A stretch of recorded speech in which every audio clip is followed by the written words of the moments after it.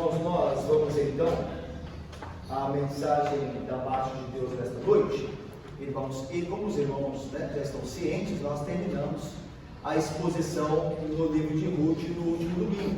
Deus nos deu a graça de ouvirmos a voz de Deus em todo o livro de Ruth, com o qual nós terminamos no domingo passado.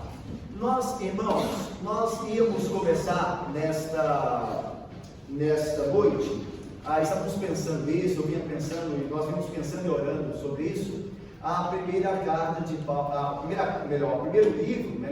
primeiro livro de Samuel, que é a continuação do livro de Ruth. Então, 1 Samuel, nós continuaremos, que é a continuação do livro de Ruth.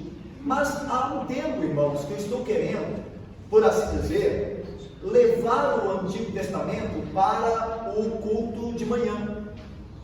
Nós temos pregado o Antigo Testamento à noite. Nós vimos o livro de Juízes todo e vimos o livro de Ruth. Nós queremos então fazer essa troca. Nós queremos levar o Antigo Testamento para aqueles irmãos que às vezes não podem vir à noite, para que eles ouçam a palavra de Deus no Antigo Testamento pela manhã, e trazemos o Novo Testamento, qual nós estamos pela manhã, vendo Lucas, para a noite. Então o que nós faremos para que isso aconteça? Nós vamos continuar vendo Lucas pela manhã, até nós terminarmos com a graça de Deus. Quando nós terminarmos Lucas, isso é um plano, que nós temos, Deus aqui dirá sim se Ele quiser. Quando nós terminarmos Lucas de manhã, aí nós começamos pela manhã o primeiro livro de Samuel. Agora à noite nós vamos estudar as cartas pastorais de Paulo, que são as duas cartas, entre outras, que é 1 e 2 Timóteo. Nós vamos ver Tito e a carta ao amigo de Paulo chamado Filemão. Nesse período nós vamos andando com Lucas, e quando nós terminarmos a Lucas, nós subimos com o livro do Antigo Testamento, do dia para o culto de manhã, e continuamos com o Novo Testamento à noite. Então nós começamos hoje uma série de exposição na carta de Paulo a Tito. Então você vai abrir sua Bíblia na carta de Paulo a Tito, lá quase no final da sua Bíblia, ok? Você encontrou o livro, a carta aos Hebreus, você volta um pouquinho, você vai passar pela carta a Filemão e vai chegar à carta a Tito, ok? Foi lá para o final da sua Bíblia, no Testamento, achou Hebreus, a carta dos Hebreus, você volta um pouquinho, você passa lá para o Filemão até chegar a Tito, que são duas pequenas cartas do apóstolo Paulo. E nós começamos hoje a exposição desta carta, a carta do apóstolo Paulo a Tito, ok? Nós veremos hoje então do versículo 1 do capítulo 1 até o versículo de número 4, a introdução, o prefácio e a saudação paulina a Tito. Os irmãos, então, acompanhem comigo a leitura. Nós faremos o seguinte: eu lerei os versículos ímpares, que são o versículo 1 e 3, e os irmãos ajudarão lendo os pares 2 e 4, ok? Nós começamos então lendo aqui o seguinte: Paulo, servo de Deus e apóstolo de Jesus Cristo, para promover a fé que é dos eleitos de Deus e o pleno conhecimento da verdade segundo a piedade, nós esperamos a vida eterna, que o Deus de nós admitido, prometeu antes dos tempos eternos. E em tempos devidos manifestou a sua palavra mediante a pregação que me foi confiada por mandado de Deus, nosso Salvador. Agindo o verdadeiro Filho, segundo a fé comum, graça e paz da parte de Deus Pai e de Cristo Jesus, nosso Salvador. Vamos baixar nossas frontes e vamos orar, pedindo a Deus que nos ilumine na exposição e no entender de sua palavra. Oremos. Ó Deus Santo e bendito, nós agora, Pai, diante da tua palavra linda, que é a verdade, nós pedimos de ti, ó Deus, o auxílio do Santo Espírito que habita em nós, para que nós não só, Pai, sejamos fiéis na exposição da tua palavra, como também, ó Deus, saibamos discernir a verdade, ó Deus, e guardá-la para vivê-la, ó Deus, segundo o teu poder que opera em nós, segundo a misericórdia e a graça de nosso Senhor e Salvador Jesus Cristo. Então, Pai, conduza-nos, ó Deus, no meditar em tua palavra. É o que nós pedimos, com o perdão dos nossos pecados, em nome de Jesus, nós oramos. Amém. Meus irmãos, esta carta de Paulo está no grupo das chamadas cartas pastorais. Elas começaram a serem chamadas assim no século XVIII. No século XVIII, os teólogos desse século começaram a se referir às cartas pastorais, a essas cartas de Paulo, 1ª, 2ª Timóteo e Tito. Começaram a se referir a elas como este grupo, como cartas pastorais. Filemon, que é uma carta também do apóstolo Paulo, não participa deste grupo das cartas pastorais. Por quê? Porque Filemon não era um evangelista, ele não era um pastor, ele era um crente piedoso, muito próximo de Paulo, a quem Paulo escreve com uma causa específica, que se Deus quiser nós veremos quando nós estivermos estudando Filemon. Mas as cartas pastorais são escritas para aqueles que eram cooperadores de Paulo e que Paulo enviara às igrejas para ali cumprirem com a função do pastoreado da igreja. Nesse grupo se inclui Timóteo, a quem Paulo escreve 2 cartas que nós temos na palavra de Deus, e Tito, este evangelista, este também líder da igreja e cooperador de Paulo, que nós temos a carta dele agora em mãos, a que acabamos de ler. A autoria da carta a Tito é paulina, ou seja, é Paulo que escreve. Isso fica muito claro aí logo no início, no versículo de número 1, quando o autor se identifica: Paulo, servo de Deus e apóstolo de Jesus Cristo. É interessante que em nossas cartas, na nossa cultura ocidental, geralmente aquele que é o repetente, aquele que escreve a carta, se apresenta no final. Vocês podem ver, né? Assim, os e-mails que nós escrevemos, geralmente a gente diz, bom dia e tudo mais, escreve o assunto e no final diz, abraços fulano. Na cultura ocidental é o contrário, começa com o remetente, começa com quem está falando, porque quem está falando é que importa. Quem está falando tem autoridade para falar. É por isso que Paulo já anuncia aqui essa autoridade para que nossos ouvidos estejam atentos, porque quem fala é o representante do próprio Cristo, é o apóstolo, é o enviado de Jesus Cristo. Recebeu a comissão do próprio Cristo, como ele diz aqui, Paulo, apóstolo de Jesus Cristo. Então quem fala é muito importante, para que a gente atente, deixe o ouvido bem atento para compreender aquilo que o enviado de Cristo, o representante de Cristo escreve. Por isso Paulo aqui, já no início, se apresenta como autor da carta. Essa não é uma dificuldade sobre a autoria. Segundo, quem era Tito? É o destinatário, né? Aquele a quem Paulo escreveu. Mas quem era Tito? Bom, meus irmãos, o apóstolo Paulo menciona Tito em 3 de suas epístolas. Em 2 Coríntios 2,13 ele é mencionado, e no capítulo 7, versículos 6 e 7 também ele é mencionado. Tito é mencionado por Paulo em Gálatas, capítulo 2, e é mencionado quando Paulo escreve a sua segunda carta a Timóteo. Paulo também, ao escrever Timóteo, menciona Tito. Em Gálatas 2,3, nós ficamos sabendo que Tito era um gentio. Vejam que eu vou ler para vocês o que está escrito lá. Está escrito assim: contudo, Paulo escreve, quando fala aos Gálatas, contudo, nem mesmo Tito, que estava comigo, sendo grego, então agora nós sabemos a nacionalidade de Tito, ele era gentio, grego. Nem mesmo Tito, que estava comigo, sendo grego, foi constrangido a circuncidar-se. Então veja, Tito era gentio, era um grego.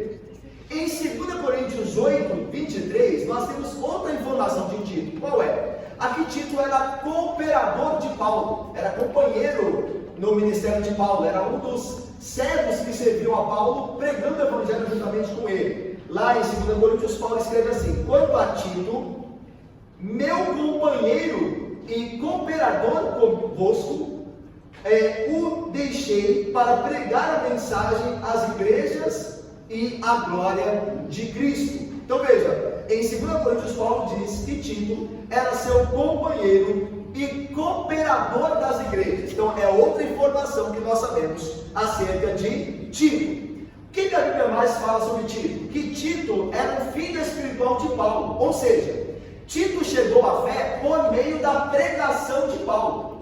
Tito era um discípulo de Paulo. Vejam que Paulo escreve ali mesmo, na carta de Tito, capítulo 1, versículo 4 que nós lemos: a Tito, verdadeiro filho, segundo a fé comum. É a mesma maneira que Paulo ele leva. É a mesma maneira, Marcelo, que Paulo se refere a Timóteo quando escreve. Paulo também chama a Timóteo de filho amado na fé. Então a ideia de que Paulo tinha filhos espirituais. Quem eram esses? Ora, aqueles a quem Paulo pregou, e esses vieram a crer pela iluminação do Espírito Santo e passaram a ser crentes, se tornaram crentes por intermédio da obra de Paulo, pela mensagem que Paulo pregava. Então, outra coisa que nos informa acerca de Tito, que ele havia chegado à fé verdadeira por meio da pregação de Paulo. Por isso Paulo chama de filho na fé comum. No livro de Atos, nós não temos informação sobre Tito. Até os teólogos acham isso interessante. Uma vez que Tito era companheiro de Paulo, nós não temos em Atos informação de Tito. Mas em Gálatas, Paulo informa que Tito foi a Jerusalém, no concílio de Jerusalém, que está descrito em Atos 15. Lá em Gálatas, Paulo diz: e Tito foi comigo. Então, Paulo foi acompanhado de Tito nas suas viagens, inclusive a Jerusalém, onde ele estava, no livro de Atos, o que nos é informado na carta aos Gálatas. E é interessante, meus irmãos, que Tito, ele acompanha Paulo porque ele também serve de defesa, de apologética, com relação aos gentios serem incluídos como povo de Deus. Lembra que quando o concílio de Jerusalém é convocado, a discussão lá em Atos 15 é se os gentios poderiam participar da fé comum dos judeus ou não, se eles também eram povo de Deus. Lá em Atos 15, você lê lá, você vê isso. Paulo então leva Tito, por quê? Porque Tito era um gentio convertido. Então Paulo se vai na companhia para mostrar: olha, eis aqui um gentio, um grego, que é um crente. Então é a prova de que Deus chamou também a fé aos gentios e não só aos judeus. Por isso que Paulo se vale de Tito lá em Atos 15, como nos informa a carta aos Gálatas. Visto isso, essas informações que nós temos sobre Tito, o destinatário a quem Paulo escreve, qual é a data que Paulo escreve essa carta? Provavelmente entre os anos 63 e 67. É a data, Paulo está na Macedônia, tá? É onde Paulo provavelmente está. E os teólogos, eles afirmam aí que entre esses anos 63 e 67 é que Paulo escreveu a carta que nós temos em mão, a carta a Tito. E qual era o propósito dessa carta? Porque todo mundo que escreve uma carta tem um propósito, né? Você tem uma mensagem na carta, você quer algo com aquela carta, quer informar algo, quer corrigir alguém, você vai escrever com propósito. Qual era o propósito de Paulo? Paulo escreve a carta com a intenção de deixar Tito ciente, fazer conhecido de Tito, o que deveria ser feito para que ele colocasse em ordem as coisas restantes na igreja em Creta, onde Tito estava. A ilha de Creta, né? É a ilha ali ao sul do Mar Egeu, e é uma das maiores ilhas do Mediterrâneo. Então é a ilha de Creta. Hoje é um grande lugar turístico. É uma ilha belíssima, a ilha de Creta. Então, esta ilha ao sul do Mar Egeu, dentro do Mar Mediterrâneo, uma das maiores do Mediterrâneo, é onde Tito foi enviado por Paulo para trabalhar na igreja, aí na comunidade cristã que estava em Creta. E Paulo escreve a carta, que é muito semelhante à carta que Paulo escreve a Timóteo, contém muitas semelhanças, porque os dois são evangelistas, e os dois precisam da mesma instrução para lidar com a igreja. Paulo vai escrever a carta a Tito, dizendo ao Tito: você tem que eleger presbíteros aí. Nós vamos ver isso quando nós chegarmos aí. Tanto que Paulo, no capítulo 1 mesmo, diz dos deveres e qualificações dos ministros, a partir do versículo 5. Ou seja, Paulo diz a Tito: olha, você tem que eleger presbíteros. A igreja é liderada agora pelos presbíteros e tudo mais. E Paulo fala isso. Depois Paulo diz: olha, cuidado com os falsos mestres aí, com aqueles que entram na igreja com falsas doutrinas. Você tem que fazê-los calar, você tem que combatê-los. Então Paulo também avisa a Tito que podem surgir falsos mestres dentro da igreja. Então veja, depois fala com Tito que ele tem que ter um exemplar testemunho no meio da igreja, como líder da igreja. Ele tem que zelar pela vida dele, dando exemplo àqueles que ele de fato conduz na graça de Cristo. Então veja, a carta tem como propósito último o quê? Deixar Tito ciente daquilo que ele tem que fazer na igreja em Creta para que a igreja vá bem. Então Paulo está deixando aquele líder, que é Tito, ciente de como ele deve se portar na igreja para que a igreja ali em Creta, a igreja de Jesus Cristo, caminhe bem segundo a vontade de Deus. Então esse é o propósito último da carta de Paulo a Tito. Visto isso, irmãos, essa introdução resumida da carta, vamos então à saudação, é o prefácio e saudação de Paulo, e vamos ver o que Deus nos fala por meio dessa primeira parte da epístola a Tito. Veja aí comigo como que Paulo começa. Paulo, servo de Deus e apóstolo de Jesus Cristo, para promover a fé que é dos eleitos de Deus e o pleno conhecimento da verdade segundo a piedade. Então Paulo aqui se apresenta, geralmente como ele faz, como ele escreve a igrejas gentílicas, ele usa o seu nome gentílico, que era Paulo. O nome judeu dele era Saulo. Ele possui os dois nomes, as duas nacionalidades, não existe isso? A gente sempre brinca, né? Que, por exemplo, os coreanos, alguns coreanos, quando eles vêm morar no Brasil, eles tomam o nome brasileiro para serem chamados aqui por este nome. Então os coreanos têm nomes difíceis de nós falarmos, porque a nossa cultura, né, não é esta, nossa fonética não é esta. Eles de fato adicionam o nome brasileiro, para que eles possam ser conhecidos aqui entre nós. Acontece isso, então, não só com os coreanos, mas com os coreanos que vêm morar no Brasil.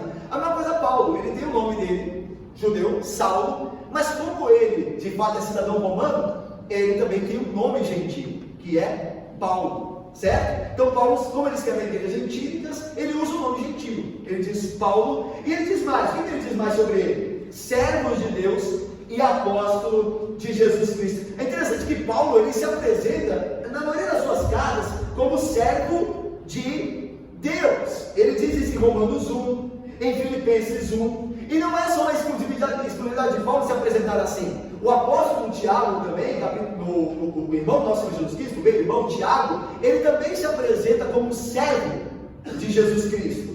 E Pedro, na sua segunda carta, também se apresenta como doulos, escravo, servo de Jesus Cristo. Então veja, é interessante que Paulo, apesar de ser apóstolo, era um crente humilde, como todo crente deve ser. Ele não começa se apresentando como apóstolo. Ele começa se apresentando antes de tudo como um servo. A ideia é que Paulo está dizendo o seguinte: eu sirvo a Deus como apóstolo de Cristo. O meu apostolado é para servir a Deus. Não é para ter benefícios apenas, não é visando os benefícios, embora Paulo os tinha. Paulo vai tratar esse 1 Coríntios 9 dos direitos dele como apóstolo. Ele tinha direitos, ele tinha benefícios. Mas a ideia é que ele não está centrado nisso. Antes disso, ele é um servo de Deus. E ele serve a Deus como? Como representante de Jesus Cristo. A ideia do apostolado. O apóstolo é o enviado, significa, né, aquele que é enviado com autoridade. Então Paulo era um apóstolo de Cristo, que por meio desse apostolado, ele servia a Deus.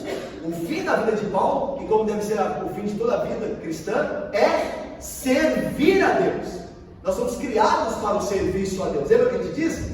Na liturgia, quando a gente leu na Romanos, ou nós servimos o pecado para a morte, ou a Deus para a vida eterna, mas nós estamos sempre servindo. Paulo é um servo de Deus, e o serviço que ele presta é como apóstolo de Cristo, para o qual ele foi chamado. Ele não se apresentou, ele foi chamado. Aí nós lembramos lá em Atos 9, quando ele está a caminho de Damasco, quando Jesus Cristo se apresenta para ele, e ele é chamado, então Paulo é chamado ao apostolado. Mas Paulo continua dizendo qual é o propósito, um dos propósitos do apostolado. Veja aí, ele diz assim: Paulo serve de Deus e apóstolo de Jesus Cristo para promover, ou seja, com a finalidade, com o objetivo de promover a fé que é dos eleitos e o pleno conhecimento da verdade, segundo a piedade. É interessante, meus irmãos, que Paulo, ele é apóstolo e ele prega a palavra de Deus com autoridade apostólica para promover não a prosperidade financeira, não o bem-estar no mundo, mas para promover a fé que é dos eleitos de Deus.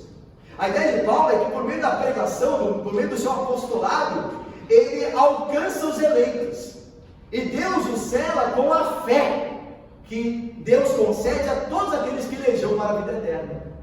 Então a ideia de Paulo é que ele está pregando, ele está cumprindo o ofício apostólico com esse objetivo, para que os eleitos cheguem à fé. Esse é o caráter do ministério de Paulo. Ele está preocupado em edificar uma igreja que creia, edificar vidas que confiem em Deus. Esse é o objetivo do apostolado dele. E mais ainda, esta fé, ela é no pleno conhecimento da verdade, segundo a piedade. É muito importante isso aqui, porque aí nós podemos nos autoexaminar, nós podemos examinar a nós mesmos, para ver que se esta fé, que Paulo diz, é a fé que habita em nós. Porque lembrem-se, irmãos, que existe uma fé que é vã, existe uma fé que é falsa. Nem toda fé é verdadeira. Fé sem obras é morta, Tiago vai dizer. Então existe fé que não é verdadeira. Mas essa aqui da qual Paulo fala é a verdadeira. E como nós sabemos qual é a verdadeira? Ora, quando a fé é baseada no pleno conhecimento de Deus, segundo a piedade. O que significa isso? Que a fé verdadeira, ela é baseada no que Deus dá a conhecer dele mesmo em sua palavra. Ou seja, quando nós cremos em Deus segundo o que Ele diz dele, quando nós cremos no que é certo, segundo o que Deus diz ser certo, então a nossa fé é verdadeira, ela está baseada na verdade. E esta fé, ela é plena do conhecimento de Deus, ela quer conhecer a Deus mais e mais. Mas tem outra coisa importante também, esse pleno conhecimento de Deus que traz a fé verdadeira, ela produz piedade. Ela produz vidas santas, ela produz vidas consagradas a Deus. Então a pergunta que nós podemos fazer agora é a seguinte: a minha fé é verdadeira? A resposta deve ser: olha, uma vez que ela conhece a Deus em sua palavra, e tem prazer em conhecer a Deus apenas em sua palavra, onde Deus se revela para nós, e esse conhecimento produz uma vida santa, então esta fé que eu tenho é verdadeira. Se essa fé que eu tenho, que eu digo ter, ela me leva à piedade, ela me leva a uma vida mais consagrada, a uma vida de luta contra o pecado. Cada vez eu luto mais contra o pecado, cada vez eu odeio mais o pecado que há em mim, e cada vez eu me santifico mais, abandono o pecado e faço a vontade de Deus, cada dia mais. Então a fé que há em mim é esta fé que Paulo quis promover aos santos, aos eleitos. Porque essa fé, ela se importa com o pleno conhecimento de Deus em sua palavra e uma vida piedosa. Então, meus irmãos, não se enganem, fora disso a fé é falsa. Então, eu tenho fé, olha, crês tu em Deus? Olha, fazes bem, até os demônios creem e temem. Ter uma fé que não produz nada, os demônios têm. A nossa fé deve produzir uma transformação real. Ela deve nos levar à santidade, senão esta fé não é verdadeira. Não é a fé dos eleitos de Deus, a qual Paulo diz aqui. Mas vamos mais. Versículo 2, vamos ler juntos? Versículo 2, leiamos todos juntos, por favor, irmãos. Leiamos: na esperança da vida eterna, que o Deus que não pode mentir, prometeu antes dos tempos eternos. Perfeito, irmãos. Esta fé dos eleitos, segundo o pleno conhecimento da verdade, segundo a piedade, ela é vivida, esta fé é vivida na esperança. Olha que maravilha! Nós cremos. E a fé é a certeza das coisas que não se veem, a firme convicção de fatos que se esperam. Esta fé que nós vivemos, que produz pleno conhecimento de Deus e piedade, ela é vivida na esperança da vida eterna. Nós não estamos aqui, irmãos, por nada. Você não vem na igreja domingo, ou pelo menos não deveria vir, eu e você, só porque nós temos um convívio aqui social, não tinha nada para fazer domingo, aí nós vamos na igreja, Não! Nós devemos estar aqui porque nós cremos na vida eterna. Nós cremos no caminho que é Cristo. E a vida que temos vivido de renúncia do mundo, de renúncia de paixões, de consagração segundo a piedade, é uma vida na esperança de um galardão. Então nós não somos masoquistas, nós não estamos sofrendo neste mundo mal porque nós gostamos de sofrer. Não, mas porque nós temos um objetivo, nós temos uma esperança, que é a vida eterna. Se nós não crermos nisso, nós naufragaremos na fé, nós ficaremos no caminho.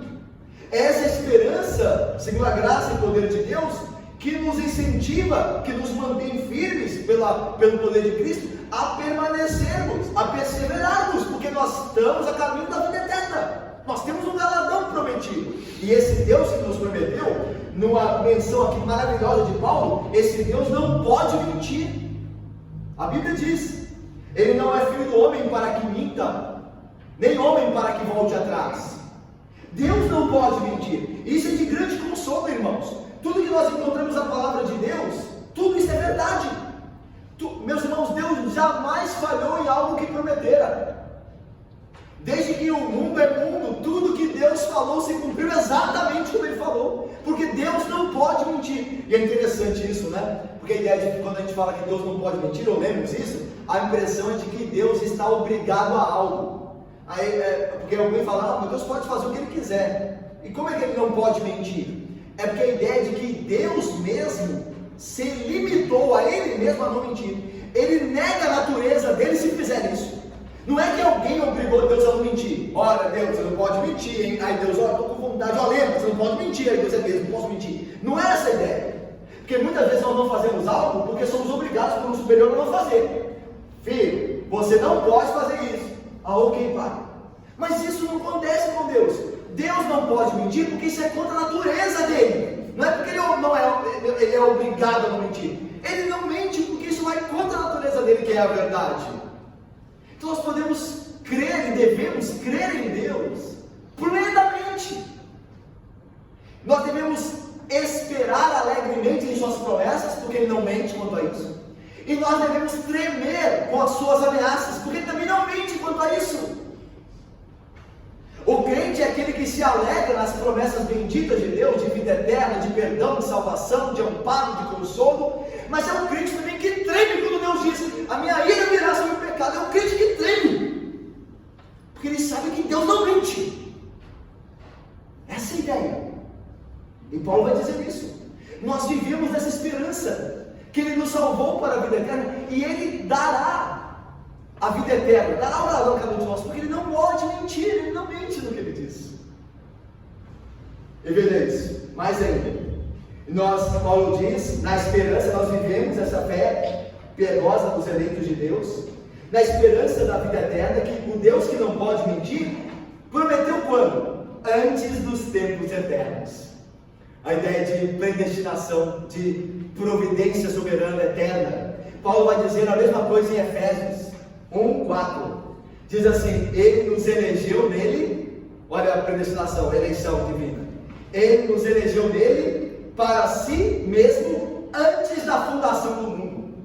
Antes que houvesse mundo, irmãos, Deus nos elegeu para pertencermos a Ele, para vivermos nele, para sermos galardoados por Ele, recebemos nosso galardão das mãos dele. Isso tudo foi predestinado, decretado antes da fundação do mundo. É por isso que nós podemos ficar cientes, queridos, que nada pode nos separar do amor de Deus, nada pode nos tirar a vida eterna, porque o Deus eterno, antes que houvesse mundo, decidiu essas coisas, e o que Deus decidiu será de fato realizado, porque Deus não mente, Deus não pode mentir, Deus não volta atrás, Deus não se arrepende. Então a confiança nós devemos ter plena em nosso Deus e Pai de nosso Senhor Jesus Cristo. Toda a nossa vida já foi escrita, o salmista diz isso, todos os meus dias foram escritos quando eu ainda nem existia. Que segurança maior do que essa, meu irmão? Que a sua vida, como nós vimos no livro de Ruth que estudamos, Deus cuida dela em todos os aspectos, em todos os momentos, e que nada por fim há de separá-lo do amor de Deus que está em Cristo. É disso que Paulo está falando. O nosso Deus que não pode mentir prometeu isso antes dos tempos eternos, e Ele cumprirá, levará a cabo a sua promessa. Nós podemos e devemos confiar nele. Mas veja mais no versículo 3, e em tempos devidos. Agora veja, muda de tempo eterno para tempo devido, ou seja, na história está falando de algo que vai além do tempo, tempos eternos, está fora do cronos. Mas agora no versículo 3 nós voltamos para o tempo que nós conhecemos, né? O cronos que nós vivemos nele. E em tempos devidos manifestou a sua palavra, ou seja, as coisas referentes ao que Paulo acaba de dizer, coisas referentes à fé que Deus dá, à vida eterna que Ele dará àqueles que creem em Jesus, manifestou essas coisas mediante a pregação que me foi confiada por mandado de Deus nosso Salvador. É interessante, meus irmãos, que Paulo, ele vai dizer que essas coisas que edificam a nossa fé e pela qual nós alicerçamos a fé, nos foram anunciadas pela pregação do Evangelho, dos apóstolos. É por isso que nós permanecemos na doutrina dos apóstolos, como diz Atos 2, eles permaneciam na doutrina dos apóstolos, porque nós sabemos essas coisas outrora não reveladas, outrora ocultas, ou também chamadas de mistérios, porque não nos eram reveladas. Agora nós sabemos que em Cristo nós temos vida eterna, e por meio da fé no seu nome nós somos salvos. Paulo diz: vocês, ele está escrevendo a Tito e diz: Tito, essas coisas que nós sabemos hoje, nós as sabemos, nos foram reveladas pela pregação do Evangelho. Então Paulo está exaltando a pregação do Evangelho, como Paulo sempre fez. Paulo sempre exaltou a pregação do Evangelho. Quando ele chega em Corinto, ele diz assim: os judeus pedem sinais, os gentios pedem sabedoria, mas eu prego a Cristo e a este crucificado. Escândalo para os judeus, loucura para os gentios, mas para nós que fomos salvos, poder de Deus. Paulo sempre exaltou a pregação. Paulo sempre se deu a pregação, porque Paulo cria corretamente, como nós também cremos hoje, que é por meio da pregação que essas verdades preciosas são aplicadas ao nosso coração pelo Espírito Santo, porque a palavra de Deus pregada é a espada do Espírito, pelo qual o Espírito opera. Tanto que lemos de Lídia, lá em Atos, a vendedora de púrpura. Paulo é convidado pelas mulheres numa reunião de oração a pregar o Evangelho, e Paulo começa fazendo, e a Bíblia diz que Deus abriu o coração de Lídia para compreender e aceitar as coisas que Paulo dizia, aquilo que Paulo pregava. É por meio da pregação que os mistérios de Deus, a ideia de mistério aqui é muito interessante, não é a ideia de mistério como diz o pentecostal, né? Coisas que você dá para compreender, mas o mistério da Bíblia, a ideia é que o mistério da Bíblia é algo que nós não sabíamos, que agora nos foi revelado. Essa é a ideia de mistério. Cristo era um mistério, porque lá no Antigo Testamento a gente não sabia muito bem como o Messias viria. A primeira promessa acerca de Cristo é misteriosa. Deus disse a Eva: o teu descendente esmagará a cabeça da serpente e ela lhe ferirá o calcanhar. O que é isso? Como é que isso vai acontecer? É um mistério, até que veio Cristo. Aí o mistério foi revelado. A pregação é a revelação do mistério. Quer prova disso? Dentre muitas, vejam o que Paulo, vou ler para vocês, escreve aos Coríntios, na sua primeira carta. Mas falamos a sabedoria de Deus em mistério, outrora oculta. Vocês não sabiam que o Cristo, quem era o Cristo, quem seria ele, qual seria o seu nome, qual seria a sua obra, o que ele falaria. Vocês não sabiam nada disso, vocês tinham noções do Messias, mas agora que Cristo veio, o mistério foi revelado. E aí Paulo continua: a qual Deus ordenou desde a eternidade para a nossa glória, sabedoria essa que nenhum dos poderosos desse século conheceu, porque se tivessem conhecido, lhes fora oculta. Se eles tivessem conhecido, jamais teriam crucificado o Senhor da glória. Mas como está escrito: nem olhos viram, nem ouvidos ouviram, nem jamais penetrou no coração humano o que Deus tem preparado para aqueles que o amam. Mas Deus não revelou pelo Espírito. Está vendo o mistério resolvido? Porque o Espírito a todas as coisas perscruta, até mesmo as profundezas de Deus. Então a ideia de que na pregação o Espírito dá testemunho de Cristo, faz você crer em Cristo, e o mistério da glória de Deus é revelado. Por exemplo, alguém chega na igreja que não é crente, alguém senta no banco aqui e não é crente, ele nunca se encontrou com Cristo. Para ele, Cristo é um guru, ou é um agente social, mas ele não tinha noção de que Cristo é de fato Deus encarnado. Só que por meio da pregação do Evangelho, uma vez que ele é eleito, o Espírito Santo abre o entendimento dele, e o mistério para ele é revelado. Ele conhece agora a pessoa de Cristo, ele entende quem ele é. Essa é a ideia de Paulo. É por meio da pregação que a fé verdadeira alcança os eleitos. É por meio da pregação que o mistério é resolvido. É por meio da pregação que a glória de Cristo é revelada. Ele mesmo disse isso, o próprio Cristo: quereis saber de mim? Ide às Escrituras, porque elas testificam acerca de mim. Elas falam da minha glória.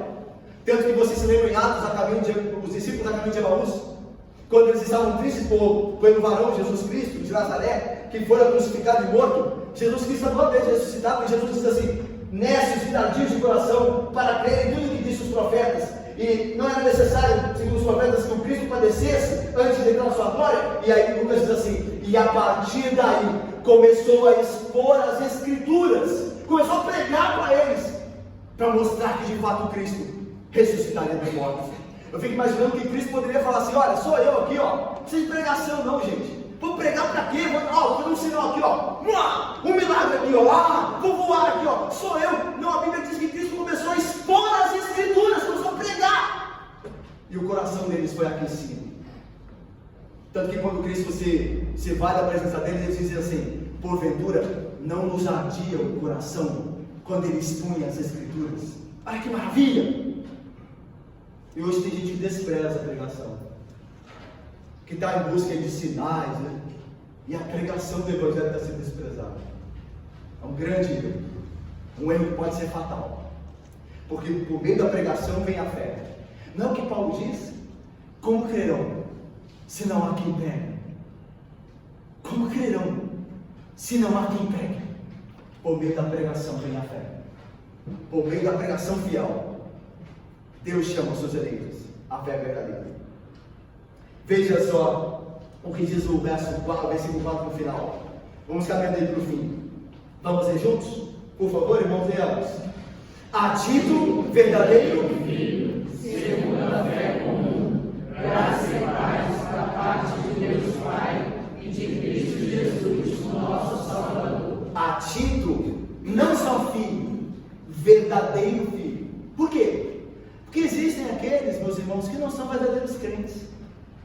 Existem aqueles que se batizam, professam a fé, mas de crentes não tem nada. Prova disso, você vai em Atos ver. Lá tem Simão mágico lá, que vindo os apóstolos exercer os dons miraculosos, quis também participar daquilo, até chegou a se batizar. Mas ele não era crente, tanto que os apóstolos disseram assim: olha, para o teu dinheiro, com o teu dinheiro para o inferno, porque julgasses com dinheiro adquirindo o dom de Deus. Desde que estás em fel de amargura, arrependa-te.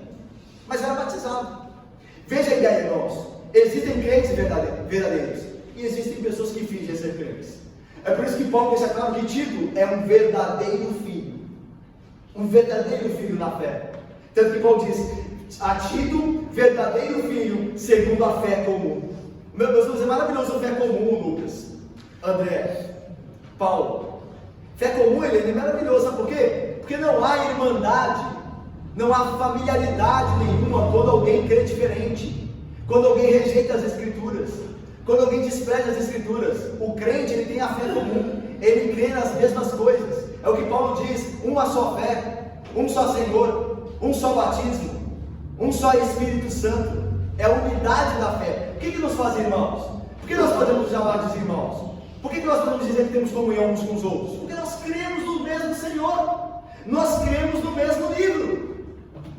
Isso nos torna uma família. Nós estamos ligados através de laços espirituais em Cristo Jesus. Eu não posso dizer você não pode dizer que é irmão de alguém que não crê em Jesus Cristo. Longe disso. Óbvio que não. Os seus irmãos na fé são aqueles que creem naquilo que você crê, biblicamente. Por isso Paulo diz: a Tito, verdadeiro filho, segundo a fé comum. E aí Paulo faz a saudação comum dele, né? Mas não nem por isso deixa de ser importante, embora comum. Ele vai dizer: graça e paz da parte de Deus Pai e de Cristo Jesus, nosso Salvador. Graça e paz é uma saudação comum de Paulo, porque lembra-se que Paulo tinha nacionalidade tanto entre os judeus quanto entre os gentios. Paulo tinha nascido como judeu e tinha a nacionalidade romana também, era reconhecido como romano. E Paulo então usa a saudação judaica e usa a saudação gentílica. Qual que era a saudação judaica? Graça, shalom. Então você vai na Judéia hoje, você chega em Jerusalém, você vai dar um bom dia, o seu bom dia lá é shalom, graça, o nosso bom dia aqui, né? Quando você encontra alguém, bom dia, boa tarde, boa noite, lá é graça, shalom. E entre os gentios é carim, melhor, né? Shalom, paz, carim sem graça. Então deixando aqui claro, shalom, paz. E entre os gentílicos, Carim, que é graça, olha, graça, carim, a salvação comum. Então Paulo usa as duas salvações comuns da sua época, entre gentios e judeus, graça e paz. E vejam, essas coisas vêm da parte de quem? De Deus Pai. Quem é a fonte da graça e da paz? Deus. Tanto que Paulo diz, graça e paz da parte de Deus Pai. Ou seja, ninguém pode ter graça e paz senão em Deus. Mas ainda mais, Paulo continua, por meio de Jesus Cristo. Olha aí, graça e paz da parte de Deus Pai e de Cristo Jesus, nosso Salvador. É Cristo Jesus, é por meio de Jesus Cristo que nós temos acesso a graça e paz. Sabe o que é graça? Graça é favor e merecido. É Deus te tratar, embora você e eu sejamos pecadores, é Deus te tratar como você fosse um santo. É Deus derramar sobre você bênçãos, como se você e eu as merecêssemos. É isso que é a graça, é o favor de Deus, é o rosto dele favorável, é o sorriso de Deus para ti e para mim, pecadores. É Deus que é a fonte da graça. Ele não te dá o que você merece, nem a mim o que eu mereço, mas nos cerca de bênçãos. Isso é graça de Deus. E o que é a paz? É a consciência tranquila de que Deus não está mais em guerra conosco, de que as coisas que acontecem na nossa vida é o Deus bom, que nos ama, que está em paz, que está operando, providenciando essas coisas, que no meio da angústia, o Deus poderoso, soberano, providente, lá estará conosco e nos guardará até o fim, e nós nunca seremos jamais prejudicados finalmente. Essa é a paz de Deus. E Paulo diz que isso vem por meio de Jesus Cristo. Se nós não estivermos em Jesus Cristo, nós nunca jamais teremos graça e paz. Nós podemos até desejar essas coisas, como o mundo aparentemente deseja, né? Vive pedindo paz aí. Mas eles nunca terão, senão na pessoa de Cristo, que é o príncipe da paz. Meus irmãos, eu termino com 4 aplicações aqui. Acompanhe comigo. Faça o esforço da sua mente aqui. Acompanhe comigo. Primeiro, a fé que em nós habita é uma pergunta. A fé que em nós habita é segundo o pleno conhecimento de Deus e a piedade? Essa é uma pergunta para você fazer a si mesmo, se autoexaminar. A fé que habita em você te leva a conhecer de Deus, segundo a palavra dele, o pleno conhecimento da verdade? Como é que eu sei que é segundo a palavra dele? Porque a Bíblia diz, Jesus diz que a Bíblia é a verdade. Em João 17, Jesus diz, Pai, santifica-os na verdade, a tua palavra é a verdade. Então a pergunta é, a sua fé tem te feito um pleno conhecimento segundo a verdade? A segunda pergunta é, a sua fé tem produzido em você piedade? Você tem sido mais santo? Essa pergunta é vital para você, irmão. É uma pergunta importante para mim. A nossa fé tem produzido frutos? Tem nos feito mais santos? Segundo, não há razão para não confiarmos plenamente em Deus, pois Ele não pode mentir. Nossa salvação não está baseada em nossos méritos, graças a Deus que não. Nossa salvação está baseada no Deus Trino, que prometeu nos salvar. A sua e a minha salvação não está baseada nos nossos méritos, não está baseada em o que você faz, antes está baseada no que Deus prometeu.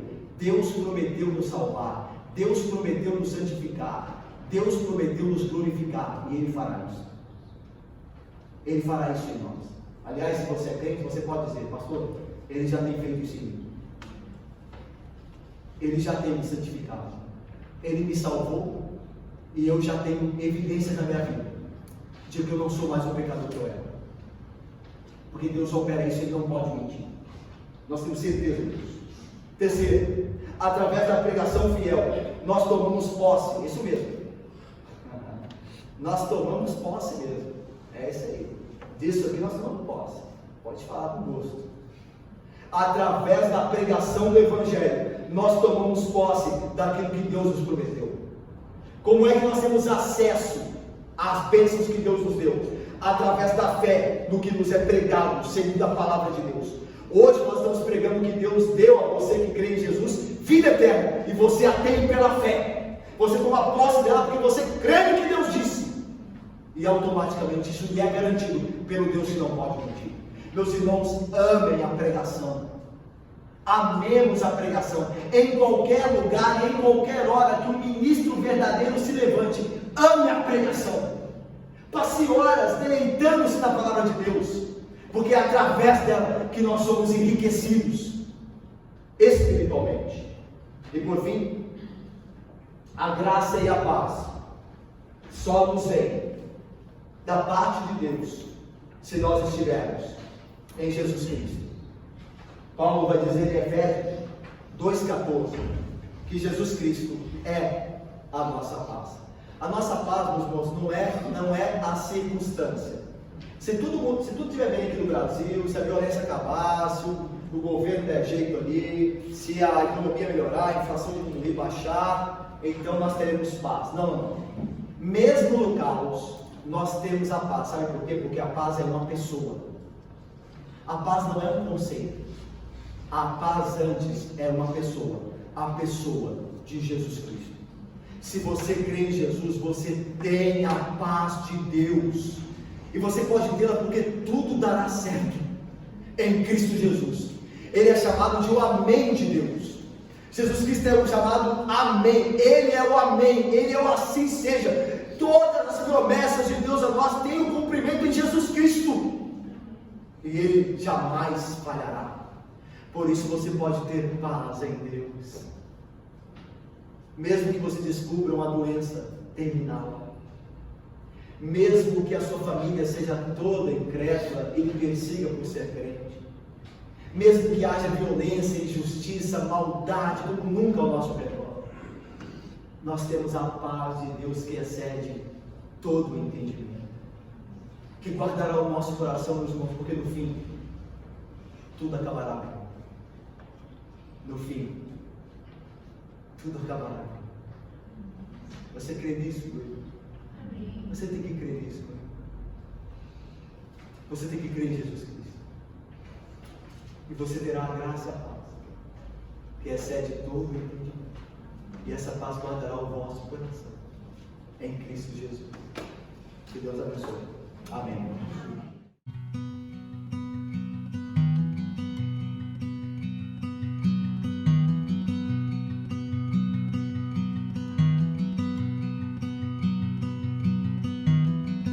A mighty fortress is our God.